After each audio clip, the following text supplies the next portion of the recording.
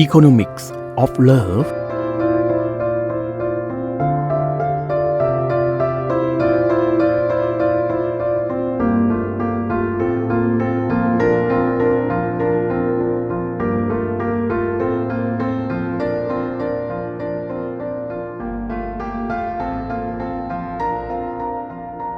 Good morning, everyone, and welcome back to the 6th episode of Economics of Love with Dr. ขวัญฤทัย บุญญเสนา and you can call me Cookie. This program is broadcasting from ราชมงคล University of Technology พระนคร. We see each other every Thursday from 9 to 9:30 a.m. First of all, I would like to say thank you for good feedbacks for this radio program, Economics of Love. Thank you again for sparing us your time to listen to our love story and economics theory of love. We hope that you will be inspired to love others, including yourself, with happiness. Last week and last 2 weeks, we talked about one of my favorite movies, which is Beautiful Mind.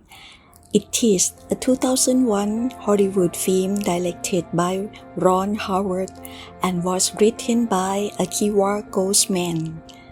Its screenplay was inspired by Sylvia Nasar's 1998 biography of the mathematician John Nash, a Nobel laureate in economics.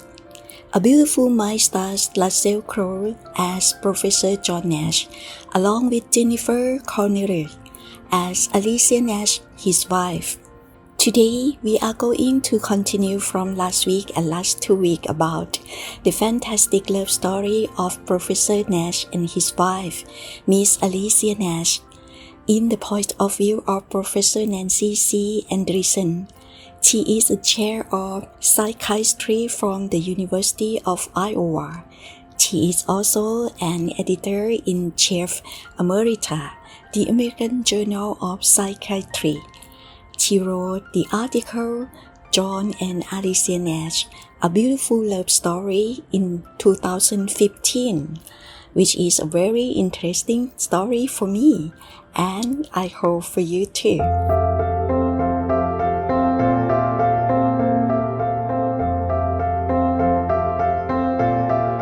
Welcome back to the first part of Economics of Love.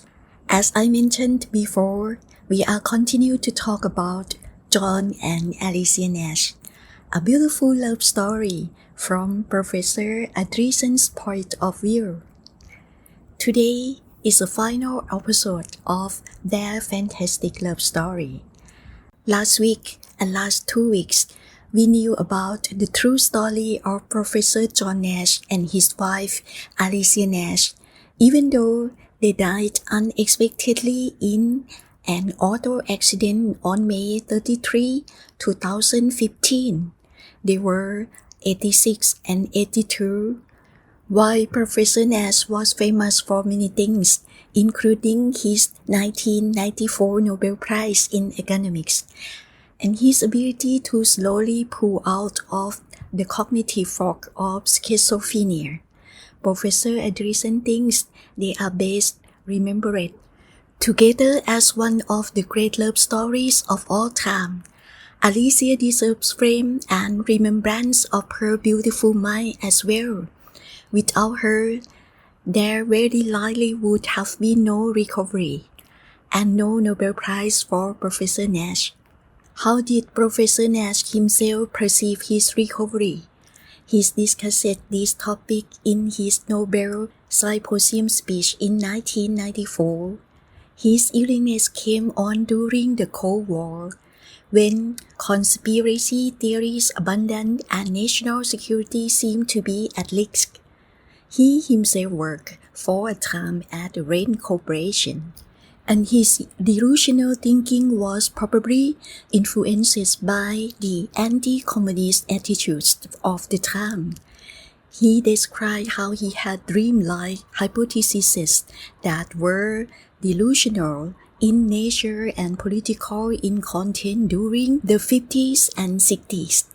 However, he eventually learned to keep them to himself and to avoid hospitalization and treatment. This is of course a strategy that many psychiatrists teach to their paranoid patients. Then over time, he began reject the ideas, seeing politically oriented thinking as a waste of time. In a sense, he self-medicated with self-designed cognitive behavioral therapy. While antipsychotic medications have provided great benefits to patients who suffer from schizophrenia, the story of Nash's illness and recovery sends several very important messages. First, some patients do recover and recover fully when we make a diagnosis in a young person for the first time. It is important to point that out. John Nash can even be cited as an example. Not only did he recover fully, but he went on to lead a fully and happy life. Second, and very importantly, psychosocial interventions can make an enormous difference to the outcome.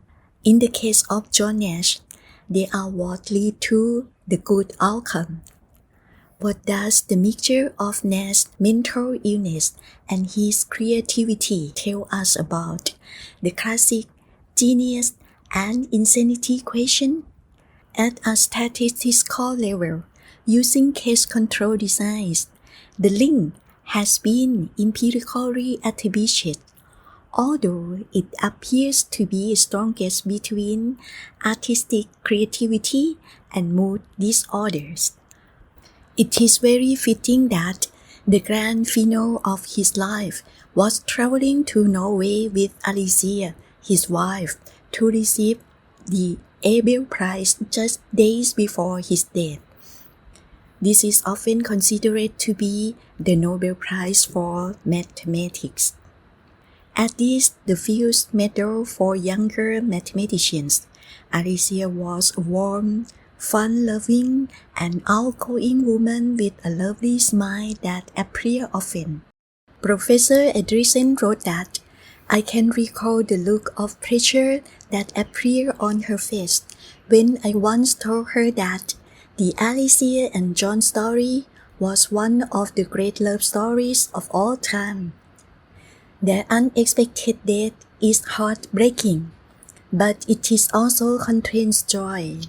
The two of them had been fated, and they died together, just as they had lived their life together, for better or worse, for richer or poorer, in sickness and in health. Neither had to live alone, mourning the loss of the other. Many older, long marriage couples wish of such an outcome. John and Alicia will rest in peace. My conclusion is that you are very lucky if you found a person who never gets tired of understanding your problems, your illnesses, and your life. Congratulations, you found true love."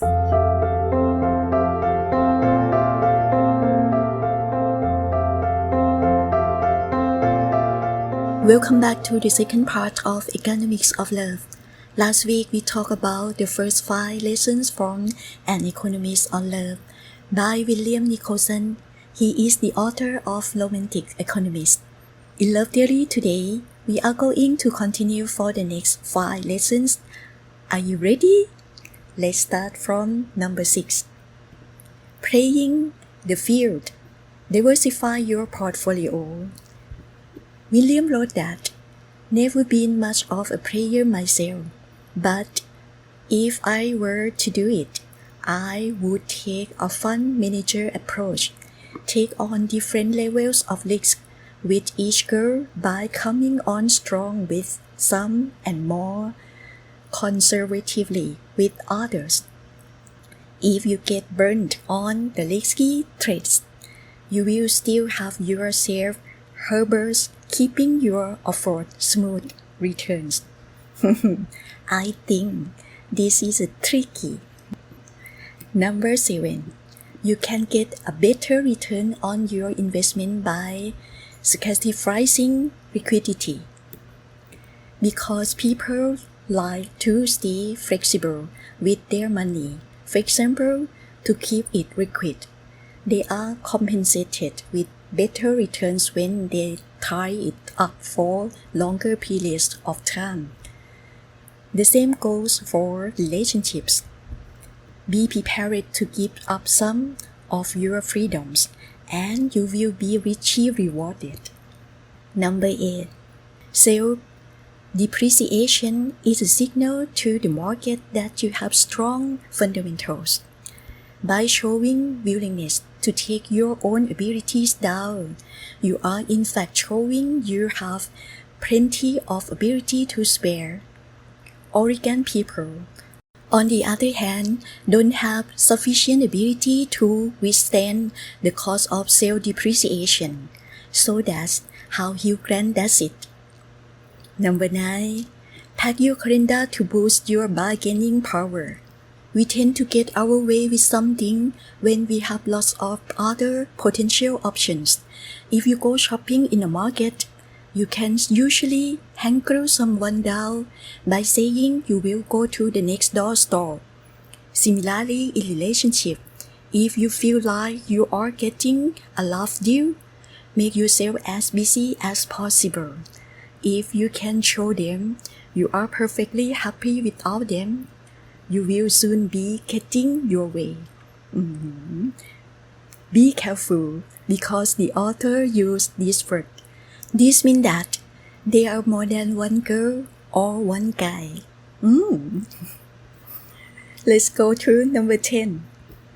Find an undervalued asset.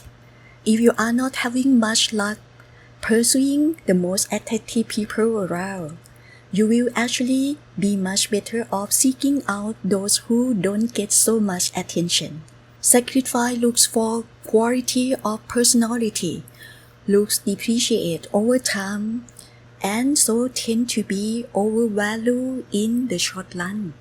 Warmth and kindness, on the other hand, are just the opposite. This is the idea of William Nicholson. He is the author of Romantic Economist. If you are interested in this, you can go to his website. Good luck.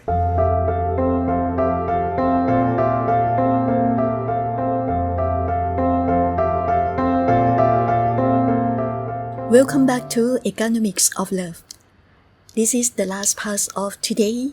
Let's talk about RMUTP news. A series of research projects on developing English communication potential of Rajamongkol University of Technology students through integrated teaching with digital technology and practical training. Dr. ขวัญฤทัย บุญยเสนา a lecturer in the Department of Finance, the Faculty of Business Administration, Rajamongkol University of Technology, พระนคร is the director of this research project.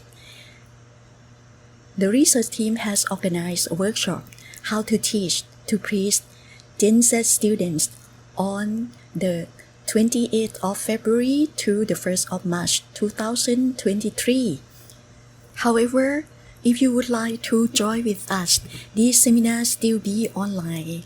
Just go to their Facebook page, English is Fun, and also go to the link https://forms.gle/mrfc/vpqmpkglnuq9.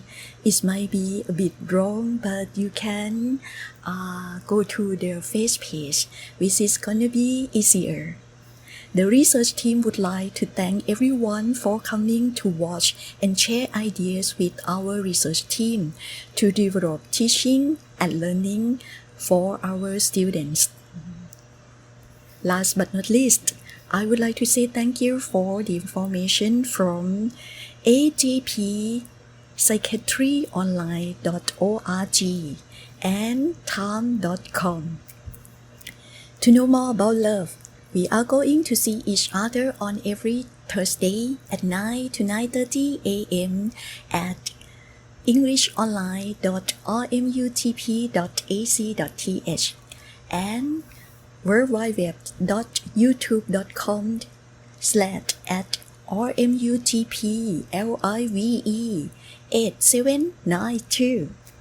Thank you. See you again next week. Bye bye.